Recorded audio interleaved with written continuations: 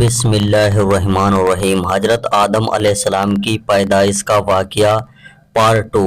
پہلا پارٹ ضرور سنیں، تبھی آپ کو ویڈیو کی مکمل معلومات ہوگی۔ تو چلیے واقعہ شروع کرتے ہیں۔ اللہ ہر کام پر قادر ہے، وہ جو چاہے پلک جھپکتے ہی تمام جہانوں کو پیدا کر سکتا ہے، لیکن اس دنیا اور انسانوں کی تخلیق اس نے کئی مرحلوں میں کی۔ جب اللہ تعالیٰ نے حضرت آدم کو پیدا کرنا چاہا تو فرشتوں نے فرمایا کہ بے شک میں بنانے والا ہوں زمین پہ اپنا نائب۔ انہوں نے کہا تو اسے نائب بنائے گا جو وہاں فساد کریں اور خون بہائیں، اور ہم تیری حمد کے ساتھ تیری تسبیح بیان کرتے ہیں اور تیری پاکی بیان کرتے ہیں۔ فرمایا بے شک میں جانتا ہوں جو تم نہیں جانتے۔ فرشتوں نے کہا ایسا اس لیے کیونکہ سب سے پہلے زمین پر رہنے والے جنوں نے فساد برپا کیا، خون بہایا اور اللہ کی نافرمانی کی، لہٰذا اب وہ خلیفہ بنے گا، وہ بھی ویسا ہی کرے گا۔ اللہ نے فرمایا کہ بے شک تم نہیں جانتے جو میں جانتا ہوں۔ یہ بات یاد رکھنی چاہیے کہ فرشتوں کا یہ کہنا اعتراض کے طور پر نہیں تھا اور نہ ہی آدم اور ان کی اولاد سے حسد کے طور پہ تھا،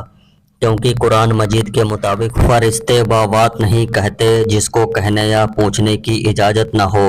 لہٰذا اب اللہ تعالیٰ نے آدم کو بنانا چاہا تو فرمایا کہ ساری زمین سے مٹی لائی جائے، اور آدم کے لیے لیس دار چپکنے والی مٹی آسمان کی طرف بلند کی گئی۔ پہلے وہ مٹی گارے کی شکل میں تھی، پھر اس میں خمیرہ اٹھ گیا، لہٰذا اس لیس دار اور چپکنے والی مٹی سے اللہ تعالیٰ نے آدم کا پتلا اپنے دستۂ قدرت سے بنایا۔ اللہ نے آدم کو ایک مٹھی مٹی سے پیدا فرمایا جس کو تمام زمین سے لیا گیا۔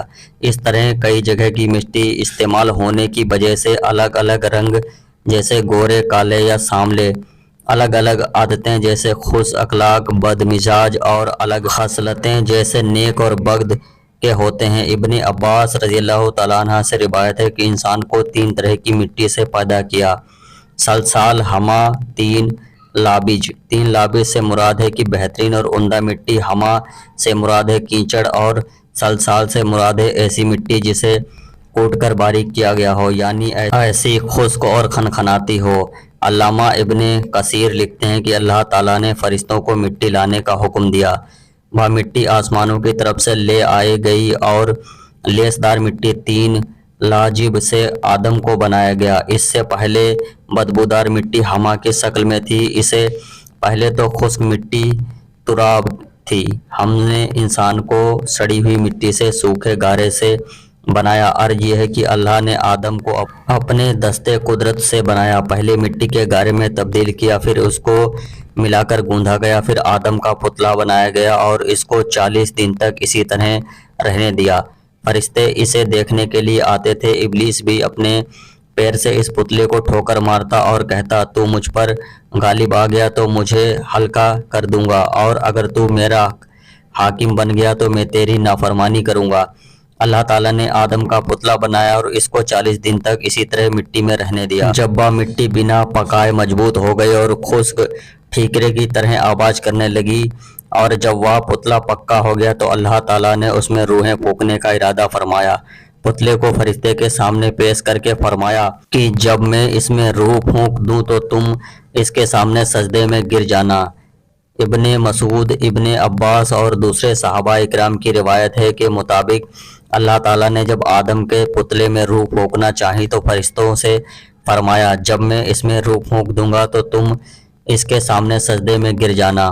پھر جب اللہ تعالیٰ نے آدم کے جسم میں روح پھونکی تو وہ سر کی طرف سے جسم میں داخل ہوئی، جس کی وجہ سے آدم کو چھینک آ گئی، جس پر فرشتوں نے کہا الحمدللہ، یعنی تمام تعریفیں اللہ کے لیے۔ کہیں الحمدللہ کہنے پر اللہ نے کہا ہر ربکا، یعنی تمہارا رب تم پر رحم کرے۔ جب روح آنکھوں سے داخل ہوئی تو آدم نے جنت کے پھل اور میووں کو دیکھا، پیٹ میں پہنچی تو کھانے کی خواہش پیدا ہوئی، اور آدم پیروں اور ٹانگوں میں روح پہنچنے سے پہلے ان پھلوں اور میووں کی طرف کود پڑے۔ قرآن پاک میں اسی جلد بازی کی طرف اشارہ کرتے ہوئے اللہ تعالیٰ نے فرمایا کہ بے صبرا ہے۔ ایسے ہی اسلامک واقعہ کے لیے ہمارے چینل کو سپورٹ کریں۔ ملتے ہیں اگلی ویڈیو کے ساتھ، تب تک کے لیے